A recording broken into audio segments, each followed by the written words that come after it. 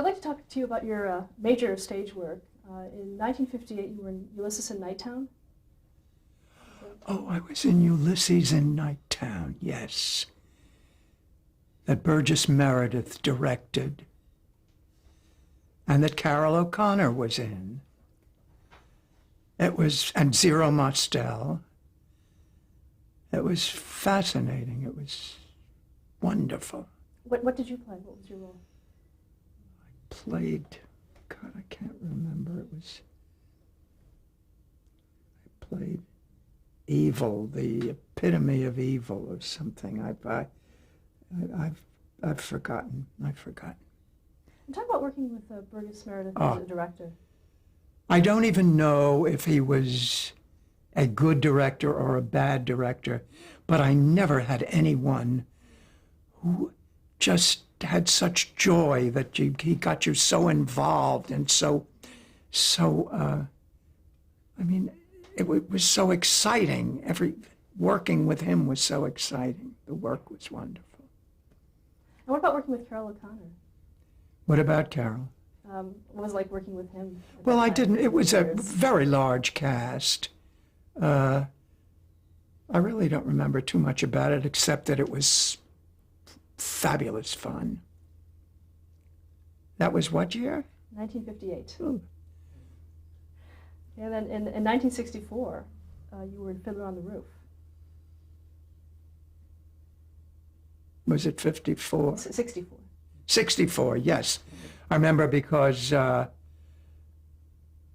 I auditioned was the year that Kennedy was assassinated. It was horrible. It was horrible. But it's very interesting. They offered me the part of Golda, the wife. And I read the script and fell in love with the part of Yenta. And I read for them for Yenta and got it. And actually, it wasn't it. When we got to Detroit, Jerry Robbins told me that it wasn't a play about this Yenta, about this matchmaker. So they cut the part down considerably. I mean, I understood why they had to, but had I known the part was going to be that small, I would never have wanted to do it, because by that time I was married again, and my husband was very successful in directing, and I didn't really have to. I decided I would only do what I really wanted to do. I tried to get out of the contract before we came to New York, but Hal Prince wouldn't let me out.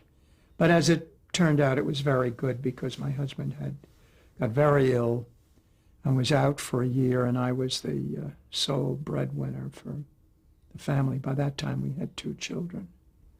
So. And then your next Broadway appearance was in Maine in 1966. Yes, that was extraordinary. That was delicious. I don't know what else to say. Working with Angela and working with Jean and the whole cast and Jerry Herman's music and Anna White choreographing. It was stupendous. It was fabulous. And of course everybody got Tonys out of it, and I stayed with it for a year. Can you describe the character of Vera that you played? Well, she was, first of all, she was very self-centered and a drunk and almost a cartoon. She was a famous actress, a theater actress who, well, you've seen her a million times. I mean, they did Mame, and then they did Auntie Mame, and then they did the musical Mame, and then they did the musical Mame in the movies, which I did with Lucy, and which was a tremendous embarrassment. I'm so sorry I did it. But I was married at the time, and my husband said, as my wife, you owe it to me to play the part. Lucy had seen the show and wanted me to do it. But it was really a disaster. She should never have done it. I know a lot of people liked it and don't share my feeling at all, but I just think she was wrong for the part, you know. And having worked with Angela, it was very difficult. How was it working with Lucille Ball, though? Well, she was charming. She's lovely. She's wonderful. But I just didn't feel she was right for the part. You know, she was a clown. She was extraordinary in what she did, but she didn't play this patrician lady who, you know,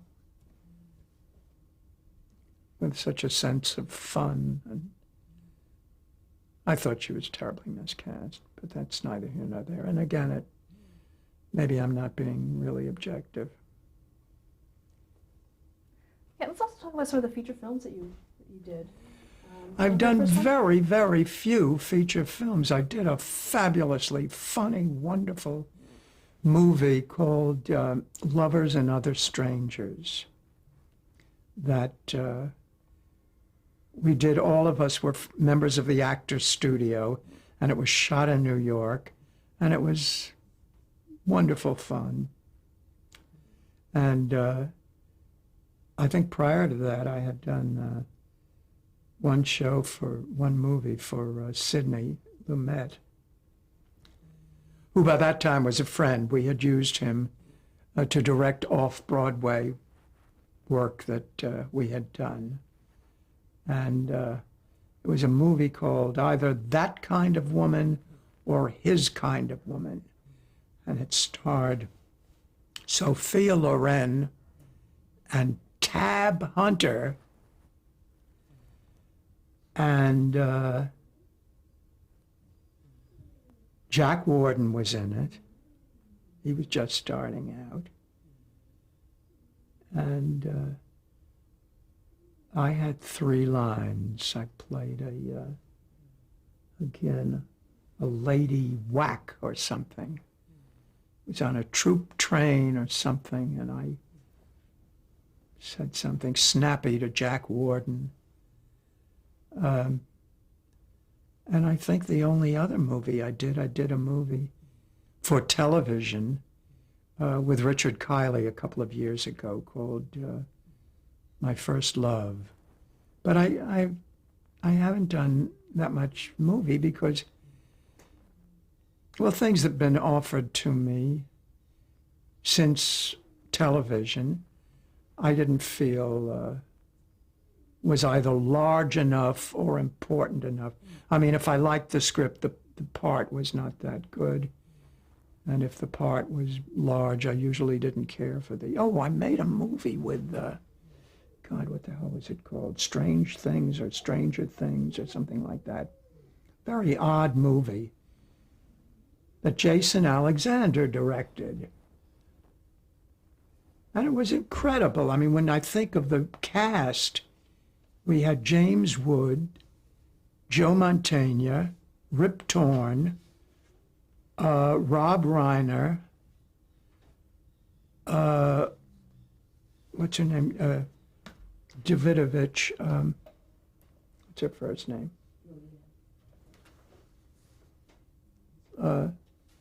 Lolita Davidovich. And Jason was in it. And I think it went directly to television. You know, it was a big feature, and it went directly to television. And I never saw it, but I think it once played, and they cut it down and put it into an hour. So I haven't really fared too well with movies. Another thing that you did was in '68 you did a Star Trek. Yes, which is very interesting because I completely forgot about it. I mean, I didn't forget about it, but I never gave it much thought once we finished with it. But even to this day, I get pictures that fans send, of me in the costume and everything, and please autograph it. And apparently it was a big thing, but I was never into the whole Star Wars thing, so. But it was, and who was in it? Harvey Korman and I were in a bar with aliens and strange-looking people, and it's a lovely piece written by Mitzi and Ken Welch. Now, in that Star Trek, you were credited under the name Jane Ross, which. Pardon? In that Star Trek, you were credited under the name Jane Ross, which you had used in a few things. Well, I never heard of that. My name was, you mean my real name? Yeah, in the credits. Are you serious? It's the first I've heard of that. The first I've heard of that. What does that mean? No one ever consulted me. No, in the movie that I made with Jason, I absolutely refused screen credit. But I don't remember a pseudonym. Why did you refuse a screen credit? Jason Because I felt the part wasn't that important, and it wasn't that. I didn't feel I did that great a job in it. Okay. Also, before we get to All in the Family and Maude, I'd like to ask you: did you have any in the 50s? It was the time of the blacklist. Were you at all affected by that? No, because I wasn't working that much anyway. I mean, I hadn't been. I hadn't really started. No. Did you have friends who were? I knew there were problems. Yeah, I mean, like Lee Grant, but no, I can't say that I was ever really affected by it. It's only now that I realize the enormity of it, Were you politically active during those years? Not really, which is, I mean, I always, I was so amazed when Maude became this, this political activist.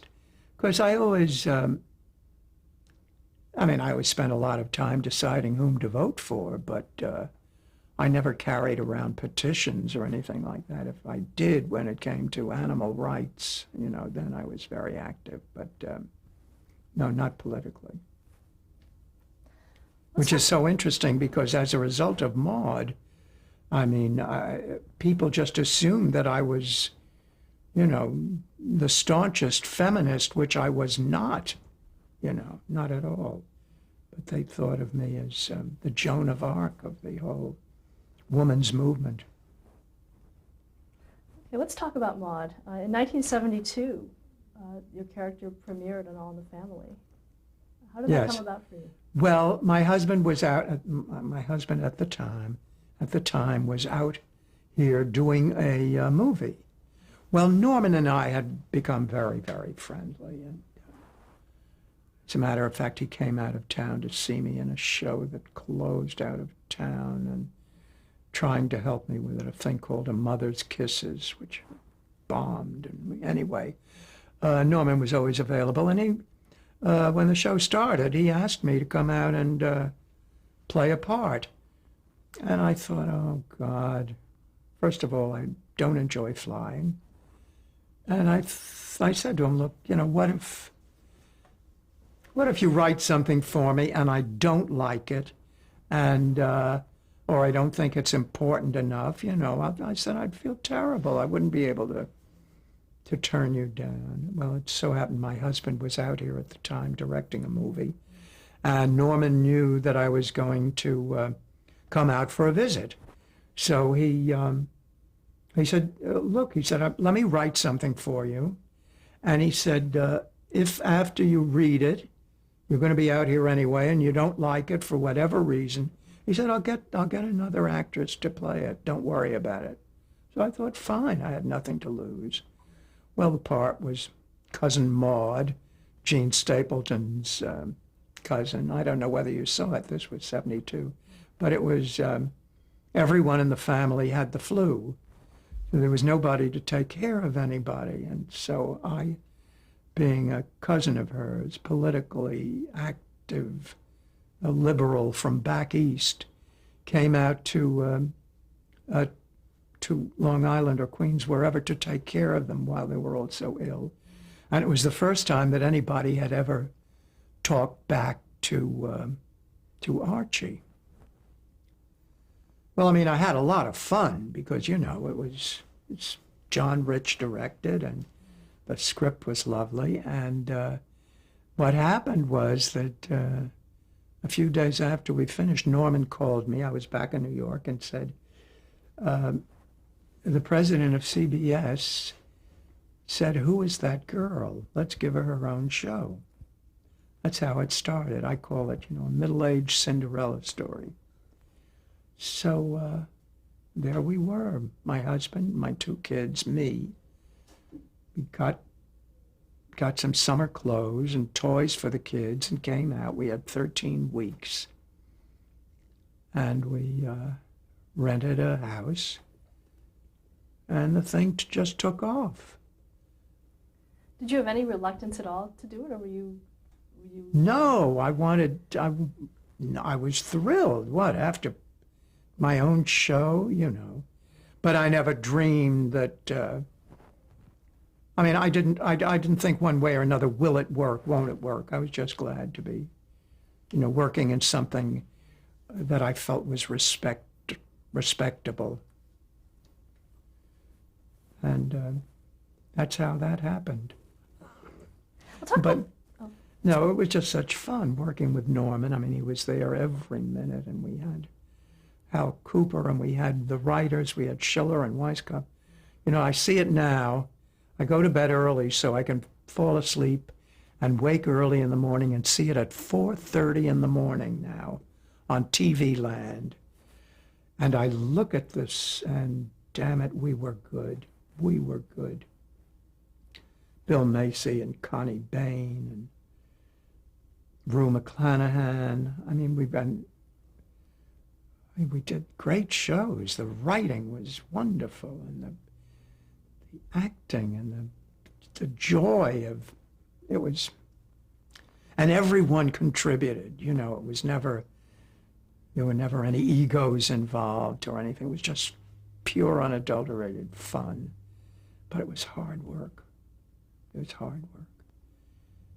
I think my life changed. I mean, I think it destroys a marriage. In what way? Your whole life is devoted to that project. At least, if you're me, I mean by that I wanted it to be so good. I remember we taped on a Tuesday night or Wednesday night, I forget which one it was. But, and then the next day we would get the script and start.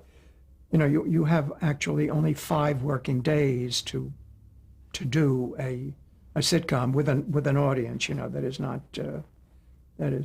filmed. And I remember that even on Saturdays and Sundays when we weren't working, that's when my mind would get to work and I would think, oh, now I know what I want to do with that now, you know. So that I had 7 days to do a whole show instead of, you know, the 5 days that you get from Monday through Friday, if you do it on a Friday. And we worked so well. Norman was,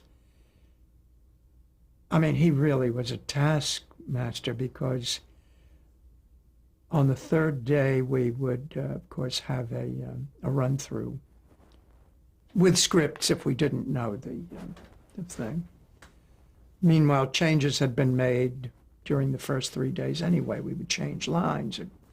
And on the 3rd day, we would do a run-through for everybody, including the writers and the program's practices people, you know, the censors and even the secretaries, everybody connected with the show, in which case they could see what we had and what we didn't have. And after we had the run through for everybody, I remember we would sit around a table, Norman and all the actors and all the writers and the director, and we'd go over any line that we felt wasn't tip top, and everyone would suggest something, you know, and we could talk about it, and it was very creative, very creative. What about the actual filming of the show? Was it, were there a lot of ad-libs, or was it? Oh, no, never, no. But the changes were made right up until airtime. And we did the same thing with Golden Girls. We did two performances in front of an audience. And between the two of them, we would have dinner and discuss what happened during the first. Is that my dog? Yeah. We are now. Because I wanted to add something. I was bringing my New York, not actor studio sensibilities, but theater training to television. I mean, when I say that it was so all-consuming, I remember somebody said, and it was true, that I was trying to turn sitcom into an art form. So that, I think that's it. I've said it, you know. Now, how did you do that? What in your training did you use? No, I mean that I would investigate plot. I never came up, I could never write. But I sure as hell could know which way a story was going and whether my character was saying the right thing. So you know what I mean? Of course, once or twice I remember I did goof terribly.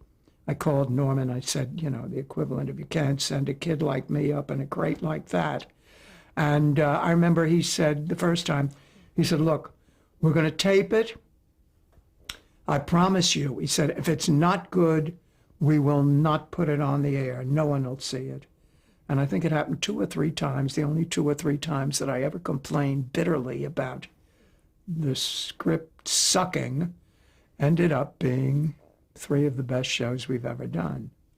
So Which 3 were those? I don't even remember, but I remember being up nights thinking, oh God, how are we going to get through this, you know?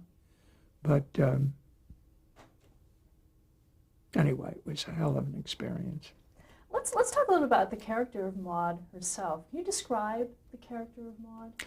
Well, the character was not loosely, it was really based on Norman's wife at the time, his former wife, who was an ardent feminist. And, well, of course, Norman just loved the juxtaposition of the liberal member of the family dealing with this bunch of rednecks, you know. And, but Frances's alliance, or the whatever you would call it, to the feminist movement, also, okay, she was just totally into the political, and so that's where Maud took off, which was wonderful because then we could tackle any subject imaginable. I mean, my God, I had the first on-screen abortion. We did a 2-part on abortion, which is very interesting because you know who wrote that. She was a young comedy writer at the time, Susan Harris, who was responsible for Golden Girls. I just thought I'd throw that out at you. But we had writers, not only Schiller and Weisskopf, we had Charlie Hauck to this day, whom I think is, I mean, we had Artie Julian, we had Rod Parker, we had a director, fabulous director, Hal Cooper. I mean, we really It was like a great theatrical repertory company. We were that close, you know. Because I look at it now at 4:30 in the morning, you know, I open my eyes and I'm still amazed at what I see. Yeah, it's So really- proud, even though I weighed about 20 pounds more than I do now.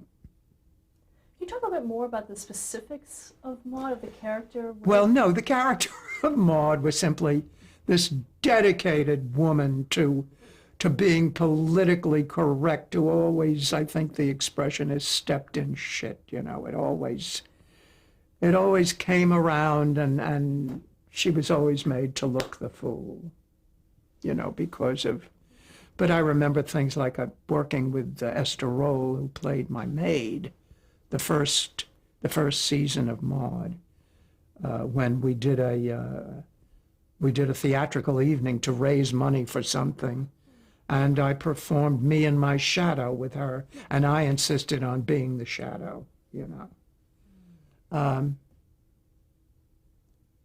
It was making fun of Maud's foibles. I don't know. What the hell does that word mean anyway? Foibles. You don't know, do you? I guess it would be the, her shortcomings. Yeah, yeah. And how much would you say of people that you knew, or yourself? How much of that was in the character? Did you base it on people? No. It was. Well, first of all, I'm 5'9.5" in my stocking feet. I have a very deep voice. Maud was 5'9.5" in her stocking feet and had a very deep voice. And it's just that the subjects we chose mostly were based on her involvement in doing right, being a great citizen. And again, the women's movement just fueled the whole thing. I mean, the one I saw this morning, Maud had to have a hysterectomy. And I mean, it always had to do dealing with Walter and talking to him about how unfair it was that women are second-class citizens. And, you know, I mean, the whole... Actually, it gave me an opportunity to do what I learned from Sid, you know? Can you elaborate on that? I mean, the outrageousness of him. Did you find Maud a lovable character? I did, yes. I did, yes. Why? Well, how did audiences respond to her as a character? Well, I mean, mainly, you know, people would say I never, you know, first of all, you have to realize I was there before Roseanne. I mean, prior to my arrival, it was Donna Reed. You know, it was September Bride. It was, the women were, first of all, they were always impeccably dressed with earrings and pearls or what have you. And the main character was always the husband, you know. And even with Lucy, she was like the loose, you know, thing. So that this was the first time a woman was the dominant figure, you know. It's great. Let's stop here to change the tape.